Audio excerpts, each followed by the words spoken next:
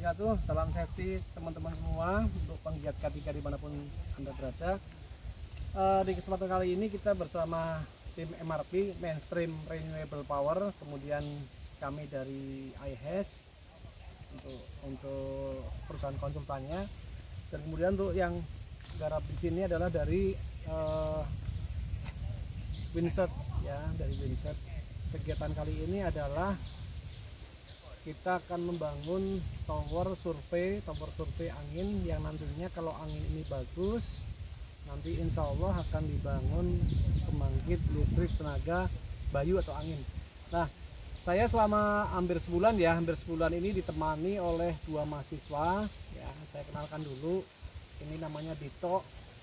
Apa Dito Haryo ya? Dito Haryo Yudonegoro, Pak. Namanya kayak presiden, hampir sama. Amin. Ya, ini mahasiswa teknik sipil dari Universitas Pancasakti Tegal ya, semester 5. Kebetulan karena saya pernah ngajar juga di PS, cuman saya nggak ngajar sipil ya, sayangnya saya ngajarnya di teknik industri ya. Kemudian yang kedua ini Badak berjula satu bukan Badak, ini Fadil Laisa Habibi. Ya. Ini yang satu kayak Pak Yudhoyono, yang satu Habibie, presiden sama presiden nih dua-duanya. Ingat. Nah, Fadil ini mahasiswa semester 5 jurusan K3 di Universitas Bamada Slawi. Kalau ini Tegal, ini Slawi. Ya, bedanya kalau Tegal ini kota, ini kabupaten. Nah, saya pengen nih teman-teman adik-adik ini coba sih apa yang didapat kalian selama project di sini. Walaupun project ini memang terkendalanya sama hujan, jadi kita sebulan cuacanya jelek, hujan, badai, angin, wah pokoknya memang ini karena posisinya itu nih, biar teman-teman tahu posisinya ini Jawa Barat, kita di ujung nih, makanya namanya ujung kulon, bertemu dengan pulau Sumatera. Jadi kita pertemuan nih pas di Gunung Krakatau ya. Gunung Krakatau, kita pertemuannya Gunung Krakatau karena cuacanya sini jelek, makanya dari sebulan perjalanan kegiatan ini hanya 2 minggu pekerjaan, 2 minggunya standby, kita nggak bisa kemana-mana karena cuacanya memang jelek.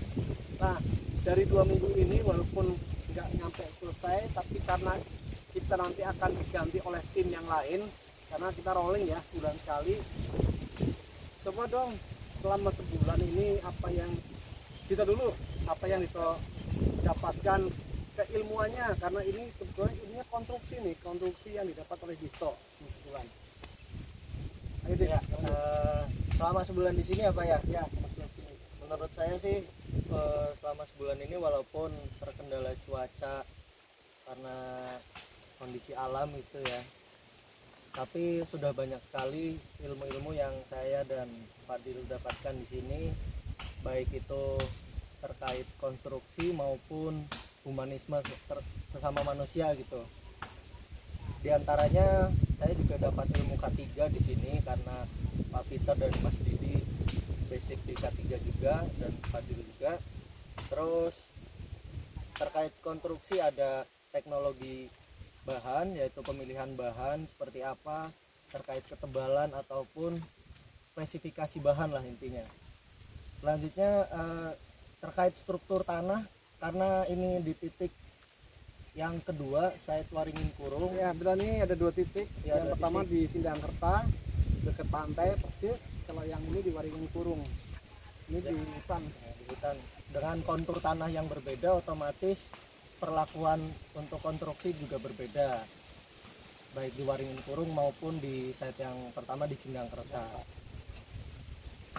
Selanjutnya seperti proyek pada umumnya, sebelum melakukan konstruksi ada yang namanya prakonstruksi.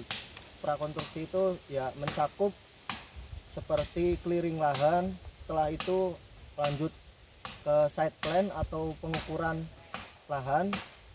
Itu yang dilakukan oleh surveyor, udah ada tim surveyornya dari tim Winsearch ya Pak ya. Ya, jadi clearing itu artinya kita nebangin pohon tuh biar area-area yang untuk buka lahan itu lebih gampang, karena kemarin ini udah betul-betul apa ya sama kayak gini lah posisinya, udah hutan.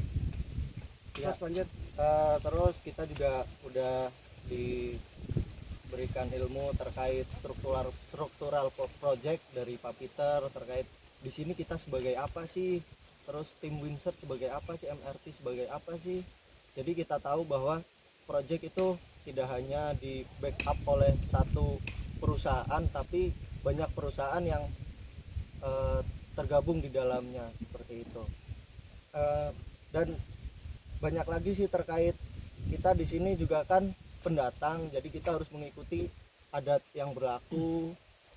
Lalu bagaimana cara kita memperlakukan pekerja yang ada di sini, kebiasaan mereka seperti apa, penggunaan alat seperti apa.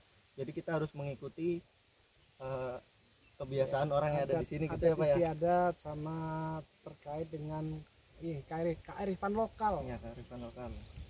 Oke, walaupun memang kenyataannya sebenarnya kita udah sangat disayangkan ya keberadaan dua mahasiswa ini di sini, kita proyeknya belum selesai. Sebenarnya kalau sampai ke backcasting, kemudian pengecoran, kemudian kita naik tower, nah mereka ini akan semakin banyak sebenarnya. Cuman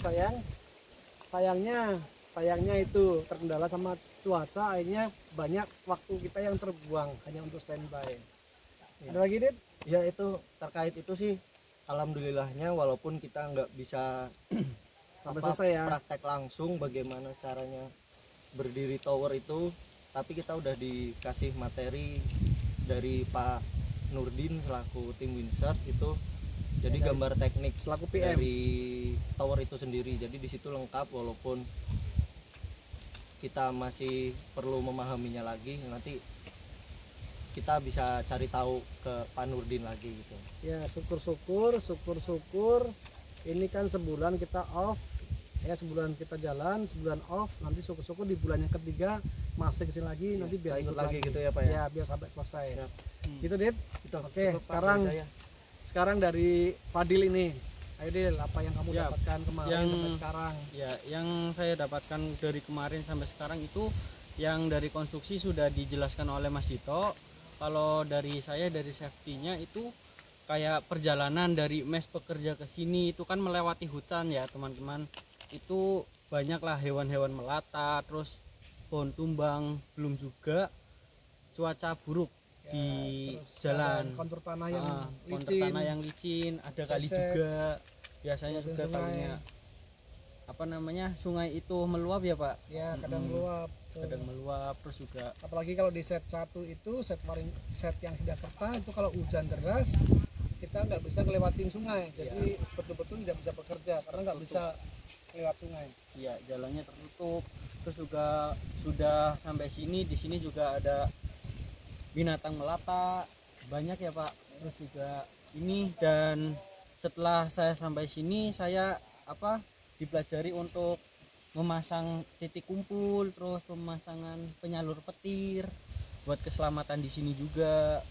Itu harus tingginya berapa ya, jadi intinya manajemen risikonya sama penanggulangan piramida penanggulangan risiko paling enggak sudah harus paham di situ ya. JSA yang paling penting, JSA job safety analysisnya harus lebih paham nih anak ini karena sesuai dengan jurusannya.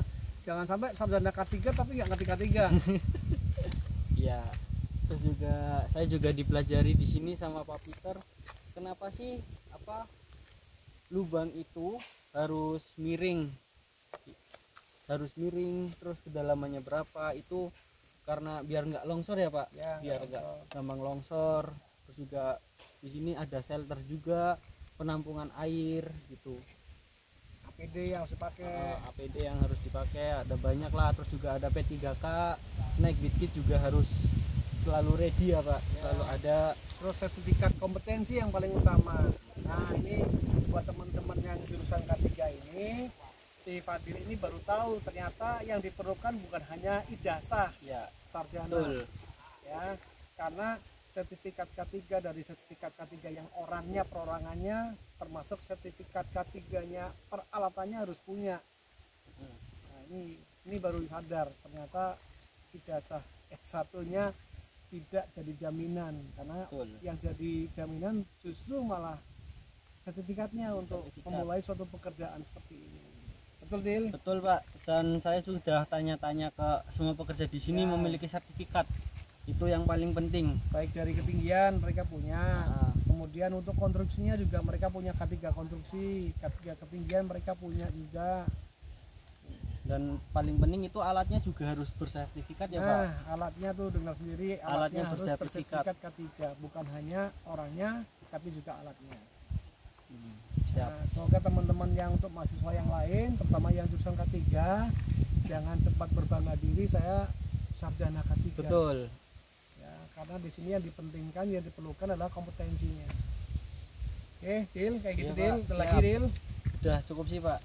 Nah, Baik teman-teman semua, semoga ini dua orang ini mewakili teman-teman mahasiswa semua, apalagi yang sipil ini, yang sipil juga biar lebih paham bahwa pekerjaan sipil ternyata menyangkut K3 Iya betul Pak. ya. Karena sipil ini semuanya kalau tidak dikerjakan K3 juga nanti tidak bisa bekerja. Saya kira itu aja, semoga bermanfaat buat teman-teman mahasiswa semua dan Saya boleh menyampaikan Oh sesuatu iya, Pak. silakan. Ya buat teman-teman saya pribadi mengucapkan terima kasih buat Pak Peter karena telah mengajak Sama Mas saya, Didi. sama Mas Didi juga telah mengajak saya Yang pegang kamera yang gitu. megang kamera Mas Didi ya. Siap. Ngajak saya ke mengikuti proyek seperti ini, saya jadi tahu banyak seluk-beluk proyek yang tidak dipelajari di Kampus. perkuliahan Iya, di di kampus kampus. gitu. Jadi jangan berbangga diri teman-teman yang hanya pintar di kampus tapi nol besar di praktek di lapangan gitu. Saya terima kasih banyak kepada Pak Pita dan Mas Didi terkait pengalaman hidup saya ini Pak. Oke, gitu aja. Ya, Oke, ada lagi? terima kasih juga buat Pak Peter yang telah apa ya namanya ya membuat saya banyak pengalaman di sini dan melihat dunia kerja itu seperti apa sih. Ya, langsung praktek. Langsung Betul. praktek dan pengalaman sangat mantap. Ya, kebetulan Fadil ini juga mahasiswa saya dosennya di Ya. Fadil juga. Siap. Saya ajak. Saya kira itu aja. Terima kasih waktunya dan wassalamualaikum warahmatullahi wabarakatuh. Salam safety. Salam.